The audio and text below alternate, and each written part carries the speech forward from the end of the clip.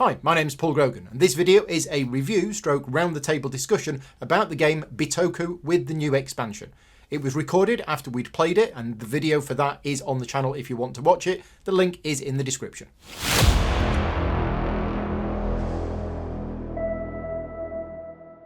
Thoughts on this game. This was not a sponsored video.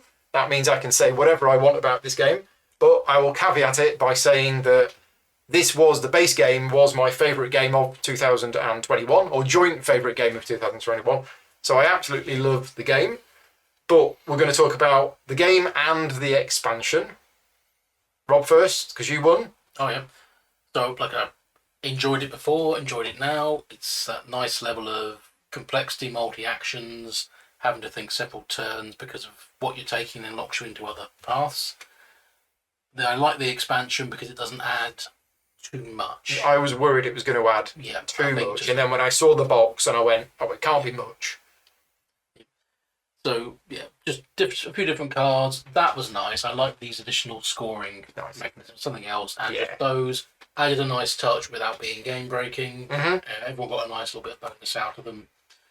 So yeah, it's a busy game. There's lots going on, but I like that sort of game. So for me, it's very much a selling point. So expansion is not needed at all, but if you like the game and you want a little bit more variety and options, it doesn't add too much overhead.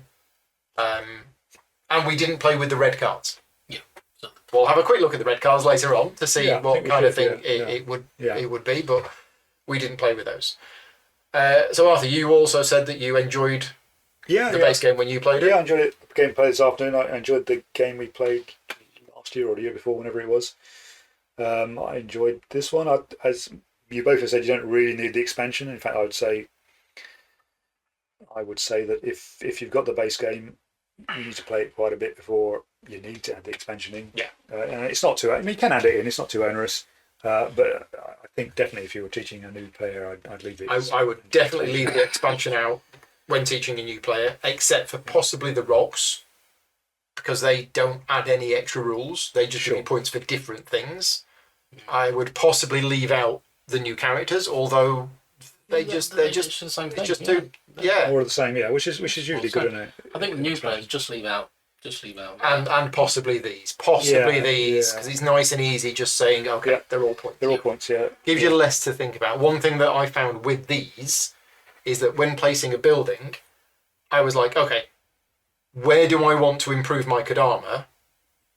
Because that's going to be points at the end of the game. Now all of a sudden it's like, oh no, wait a minute. And the fact that those rocks went really quickly really discouraged me from even bothering with this. And that one was interesting, although none of us did it, because you have to get quite far. I just want to look at the other gold cards to see where that additional scoring thing is. It is in a different position. So on that one, the scoring position is there, which is a little bit more achievable. That's quite a late one to do. It was also interesting playing this, because we played it wrong earlier. We had too many. We played the 3-player game this afternoon with the 4-player setup, so it was wide open. It was a great game. We loved it, but playing on easy mode. Suddenly, it became tighter. Things were running out quicker, and there was definitely contention here. There was a lot more contention than there was this afternoon because we were playing it wrong. Yeah, so I think it's a pretty good game. My thoughts on the game are the same. It's still my favourite game of 2020. There's something interesting about this game. So, first of all, I want to talk about the theme. I have zero interest in the theme of this game at all. I am not an anime fan. Watch the number of subscribers I have go down. I'm not a massive fan of the Studio Ghibli artwork or the setting of this game. In fact, I remember after playing this in 2021, people were telling me certain films that I should go and watch to learn more about this. I tried.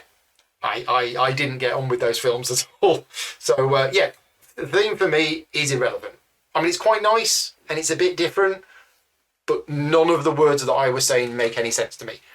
I love the game because of the mechanisms of the game, the decision space that you have in the game. It just tickles that point in my brain where I'm like, this is amazing, without it being, I can't do this anymore. because once it goes above a certain level of complexity, my brain shuts down and I can't play it. Which is why games like Tricerion, I just can't play, and I always come last, and I'm terrible at it. Whereas at least this, I feel that I can just about handle it.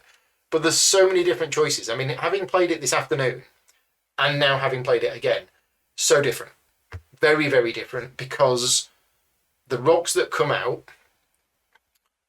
and you start with one rock, the vision cards that you're going to get, everything is going to drive you in a particular direction, but not forcing you down there.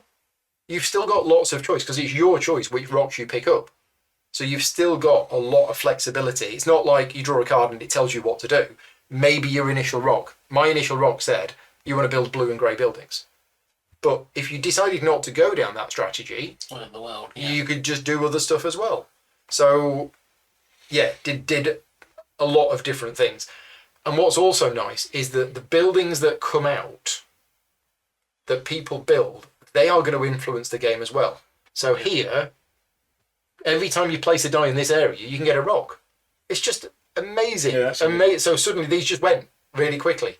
Whereas in the last game we played, there were loads of these left at the end. Well, we weren't playing with too many, but we didn't fill our rocks up. No. So yeah, lots and lots of replayability. Also, I think the last game we didn't run out of energy because we had didn't run out of crystals. Possibly we had too many crystals. We did. We had one more of these on each space than we should have had. And this time we ran out of crystals. In fact, it seriously inconvenienced me. Yeah, and again, is this. Yeah, This here was saying when you move up here, you get 1 point per crystal. So, and you had the rock. You took the rock that was giving you points for pink and purple crystals. So they synergised. I got a lot of points from those. Yeah, a lot of points. Yeah, I mean, I was trying to catch up. I'm kind of like, what am I? 18 points behind. That's quite a lot. If I was within 10, I'd have been happy with that. But my only major error I made in this game was I forgot that the purple doesn't count for all of them. Well, to be fair, I didn't didn't realise that. Yeah, sorry. I mean, they weren't worth that many points, but they were worth something. Yeah. And I mean, I got 9 points from that one, which was nice, and 14 points from that one. 14 points from a rock is very good. I mean, if I managed to get that one there or there, it'd been hilarious. Yeah. So it's a heavy game. The rulebook is not the best rulebook. I don't know if the PDF has been updated, but there's a couple of problems with the rulebook. Just to give you a full, honest opinion of the game, the structure of the rulebook is all over the place. So it kind of teaches you one bit and then bounces to another bit, and rules are kind of in there. The rules are in there, and when the rules are written in there, they're generally clear.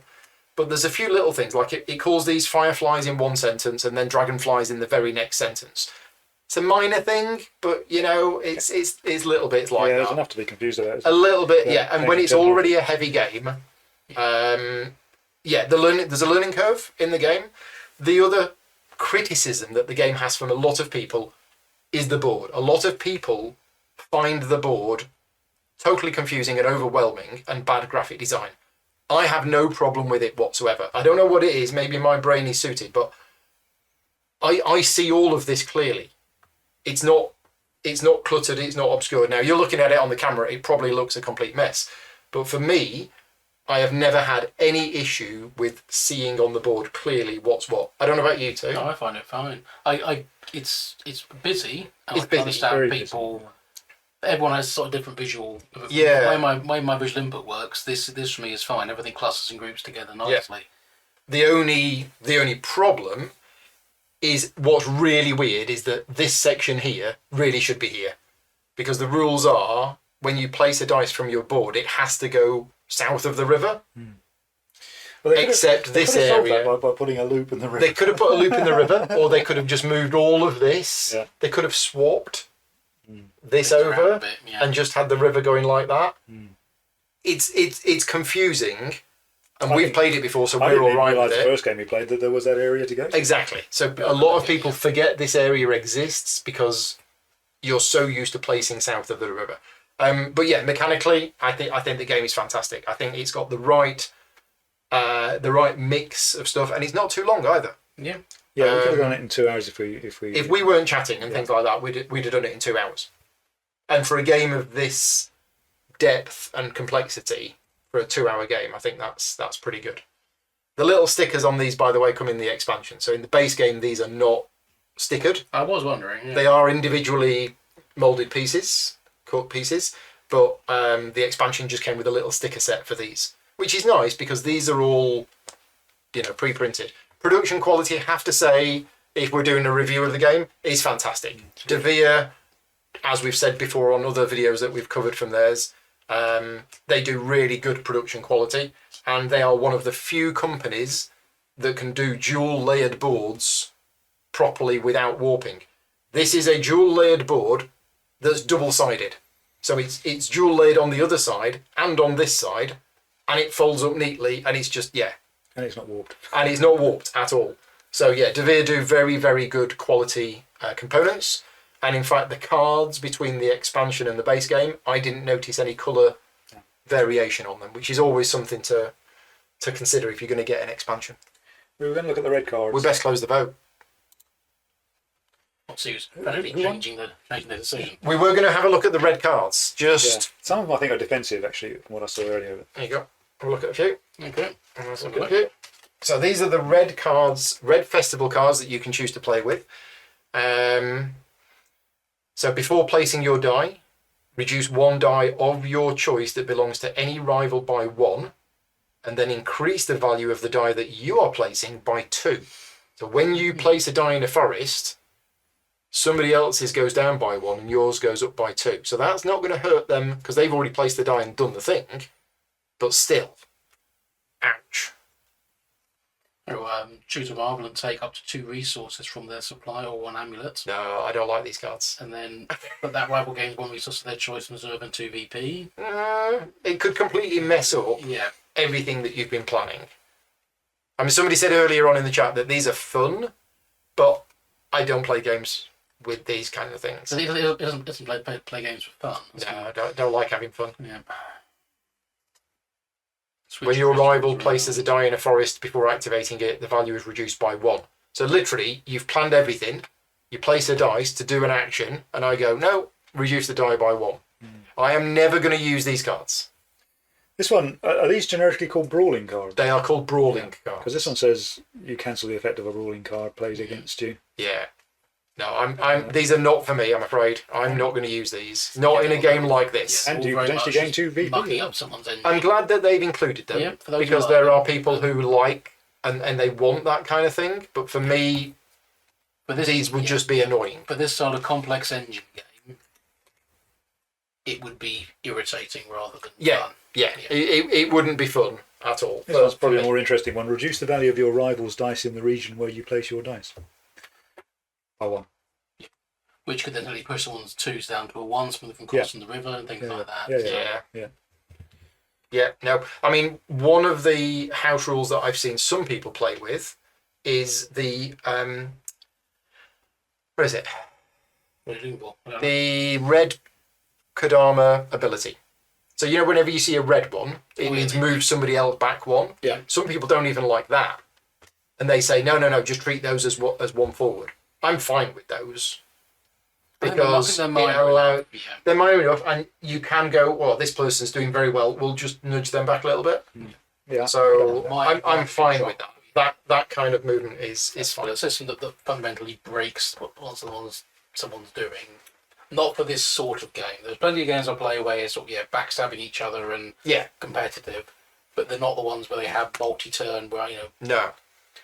Yeah, where you've looked yourself to your next course of action, then being no, you can't even take your next action because I've moved your dice down by 1 and you now can't cross the river at all, and that's broken your entire. Yeah, so they can get put in a bag, put in the bottom of the box, never to be seen again. Put in a bag with a brick, taken for a short walk down to the river. I'd hazard, just talking about this game in general, I don't know if this is a top 10 game for me. It might be. There's something about it that just every time I play it, I just enjoy it. There's something about it which, I just find very, very pleasing and enjoyable. And I can't quite put my finger on what it is, because there's nothing individually in it, I don't think, that goes, oh, I really love that bit, or I love that bit. It's just the whole, every single time I've played this game, I've really, really enjoyed it. Good. It has a flow to it. A Yeah. process that is just fun. Yeah. Anyway, there we go. That's our quick round the table discussion review after I've played it about 5 times, maybe 6, 2 or 3. 2 or 3, Well, 4, I guess. 4. Yeah. So we've all played it a few times, but it has been at least 18 months since I last played it. But Just always finding the time.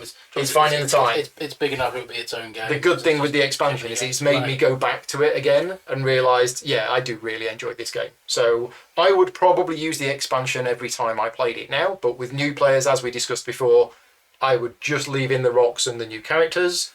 I wouldn't use the new lakes, and I wouldn't use the festival cards. I'd only use them with people who've played it before.